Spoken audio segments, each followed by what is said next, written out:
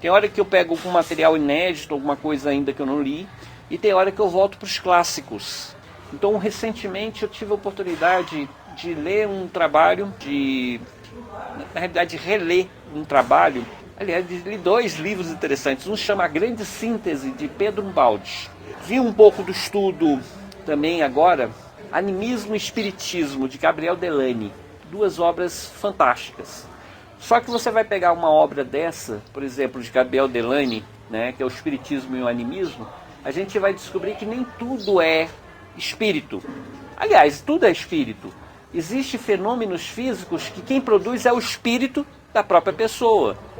É o próprio encarnado que produz. Então a gente pensa assim, não, os espíritos através daquele médium produz tal fenômeno. Às vezes é o próprio médium, em transe ou não em transe, que tem a capacidade mediúnica de fazer uma materialização, de fazer uma escrita direta, ou seja, aparecer numa tablinha ideias que ele tem. Existem alguns fenômenos físicos bem interessantes que são produzidos por nós. E antes pensava que tudo é obra dos espíritos. Sim, os espíritos estão em todo lugar, inspirando a gente, orientando, muitas vezes são eles que nos dirigem, mas nós temos que lembrar que nós somos tão espíritos quanto eles. E se o espírito tem merecimento, o médium tem o merecimento. Porque se não tiver o médium, o conhecimento, o estudo, de onde ele vai tirar o mesmo? De onde os espíritos irão tirar a informação para transmitir para o mundo? Os espíritos muitas vezes são facilitadores. Vem a necessidade daquela comunidade, daquela pessoa e dá a inspiração para o médium, sem precisar assumir o controle do médium, para transmitir a mensagem, para transmitir a receita, para transmitir a informação.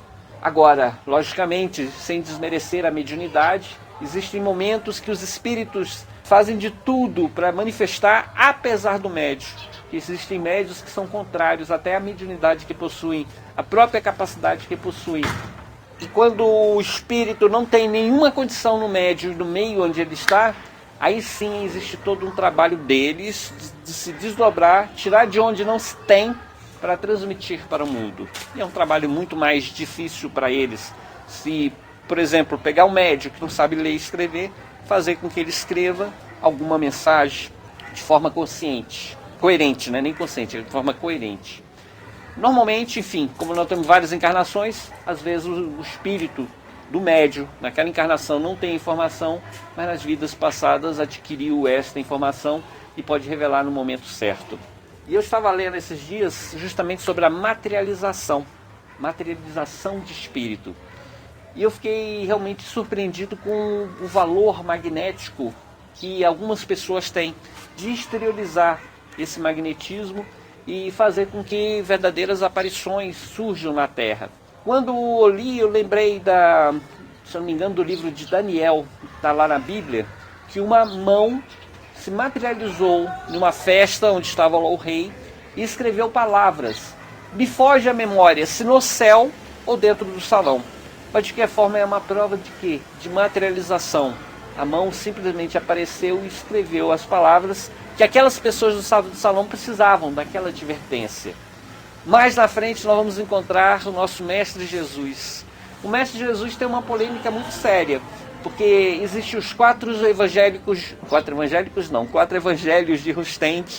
Rusteng defende a ideia de que Jesus não passou pela terra, ele não nasceu, mas sim que se materializou. A primeira médium de materialização que doou um elemento para Jesus teria sido Maria.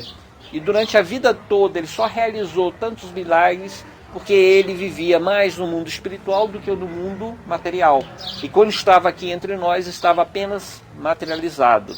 É a ideia de Rusteng, que diz que depois que passou-se o tempo, quando Jesus começou a missão dele, quem era o doador? Eram os apóstolos. Eram aquelas pessoas que o seguiam, que o mantinham aqui. E tenta provar isso com a materialização, primeiro junto a junto a Maria, se eu não me engano. Não, Maria Madalena? Acho que foi. A primeira aparição dele foi para Maria Madalena, que falou, não me toque, que ainda não fui para o Pai. E fala que ele continuava vivo. E depois para 2 discípulos dele, 2 pessoas que não eram apóstolos, mas discípulos, seguidores dele, na estrada de Inaum, que ele começa a falar. E os discípulos pedem para que eles acompanhem, que comam com ele. E aí ele aceitou. E na hora de partir do pão, finalmente perceberam de que era o próprio Jesus que estava na presença dele. E Jesus desapareceu. Inúmeras manifestações de Jesus, de materialização, que a porta estava fechada, todos os apóstolos estavam preocupados, e de repente o mestre surge entre eles. E eles têm medo, pensando que era fantasma. Não estava presente, Tomé nessa reunião, e ele falou: olha, só no dia que eu ver, botar meu dedinho na ferida e no flanco dele para ver se realmente ele está ferido, é que eu vou acreditar que Jesus apareceu para vocês, surgiu entre vocês. E passou-se os dias, e um dia que não esperava, estavam reunidos de novo os apóstolos, felizes porque Jesus estava aparecendo aqui e aqui, se materializando. E Jesus surge entre eles, e Jesus fala para Tomé: vem cá, põe seu dedinho aqui, provando assim que Jesus era um espírito com uma capacidade enorme, inclusive com a capacidade de se materializar. E interessante nesta materialização, que ele comeu entre eles e bebeu. E muitos falavam: não, o espírito não come, o espírito não bebe. Logicamente eu acredito que o espírito não tem necessidade nem da comida nem da bebida. Mas se o espírito quiser, ele pode materializar o alimento ou desmaterializar o alimento. Ele pode fazer com que desapareça aquele alimento. Então Jesus, em espírito, já depois de perder o corpo físico, ele se alimentou e esse alimento desapareceu.